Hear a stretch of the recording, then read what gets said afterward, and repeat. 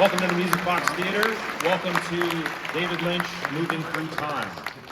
I have a few little announcements here to make. First of all, don't forget to get a poster on your way out. That beautiful poster made by Sean Longmore, which you can get just in the outer lobby there, and you can only get them here. You're gonna want one later. You're gonna regret that you didn't get one. I get so many emails asking about the one from before. I'd have a few copies of that one if you wanna get one from me. We can talk about that later. Also, the pins that I referred to the other day will be showing up tomorrow, so I will have those commemorative David Lynch Moving Through Time pins.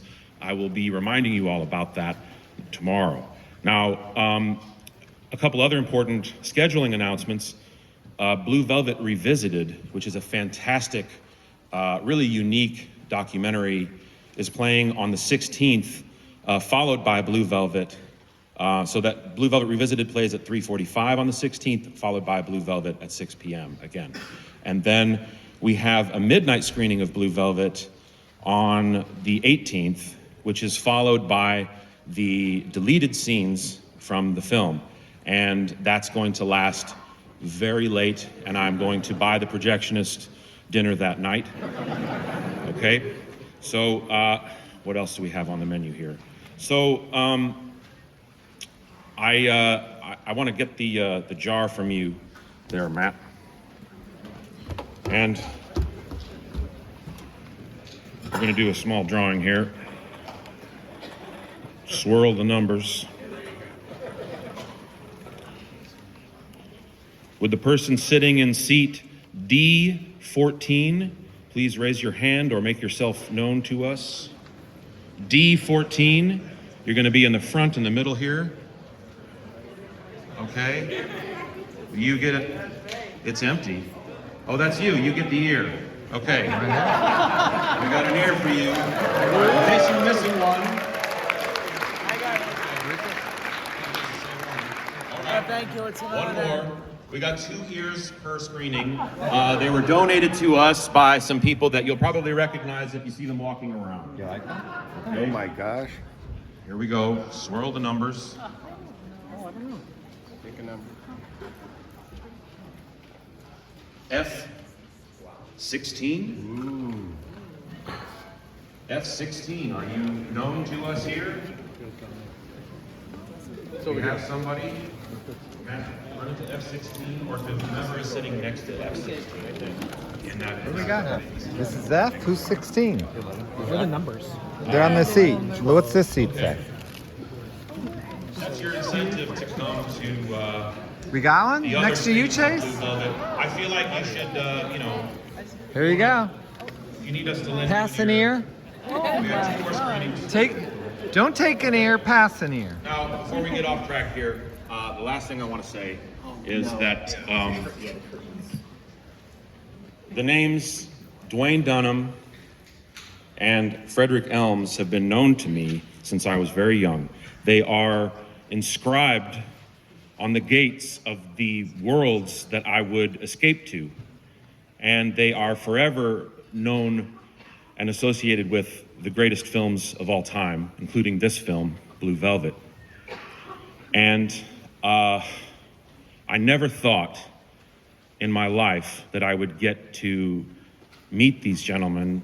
It's amazing that, and to be honest, they're incredibly generous and interesting, and just, they love what they do, and they have a passion for it, and it's just such an absolute honor and a pleasure to have them here with us tonight. So would you please welcome to the stage Frederick Elmes and Duwayne Dunham.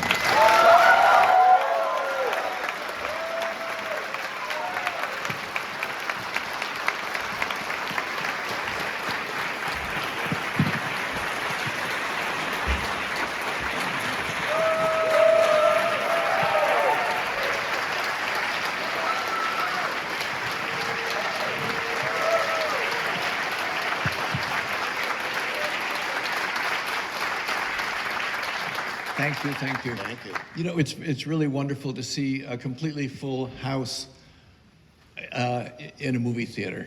it didn't used to be this way just a year or two ago, and to see a theater full and to see people so interested in David Lynch's work and sort of honoring this tribute is really a wonderful sight for me. Great. I'm glad you all enjoyed A Bug Crawls. That's brilliant work. I don't know if you know how hard it is to create something that can capture an audience attention. There's no cuts in that. There's no nothing. And one day, years ago, I was standing with David outside the paint studio. We're leaning against the little rail, and he was distracted in our conversation. He was watching this bug crawl up the dirt, and then would roll back down, and crawl back up, and roll. And he said, "I got an idea. I got to go." So, and Blue Velvet, I'm glad you're all here to watch that. I haven't seen it in a while. Fred, I don't know about you. Not for a while yet. But I like the 4-hour version and I like the 2-hour version. Well, luckily we have the 2-hour one here today. but I will say that in the same way that watching David watch a bug is a bit the way he builds his movies, because though there's a script and a story and actors and some planned, drama and narrative, dialogue, he builds them one piece at a time, and you can see him thinking about how to take that script page that he wrote a year before and make it better and update it to what needs to be happening in the movie right now. He had a really unique way of doing just that, making the story jump off the page and become real for the audience. And he was constantly evolving from the writing stage to shooting to the editing, right? And Blue Velvet was the first project I worked with David and Fred. And as an editor, I make it a point I never go to the set. And the reason is I don't want to know the real geography, and I don't want to know the problems they're having on the day. I just want to see the film and have it speak to me, and I put it together in such a way.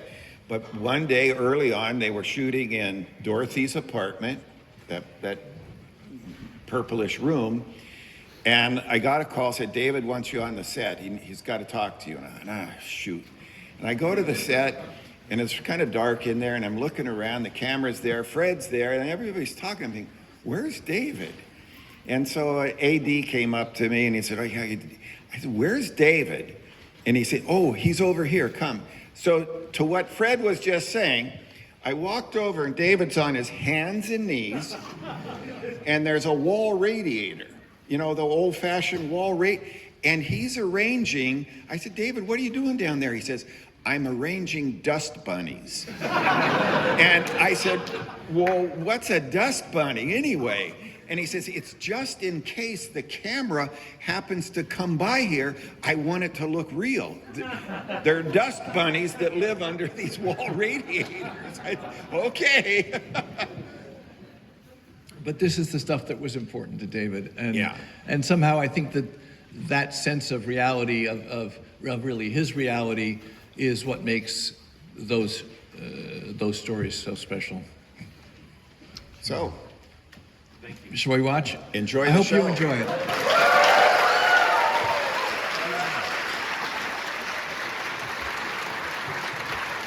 And stay tuned for after the show. We will have a Q&A with Duwayne and Fred, so don't rush off. Sorry, thanks.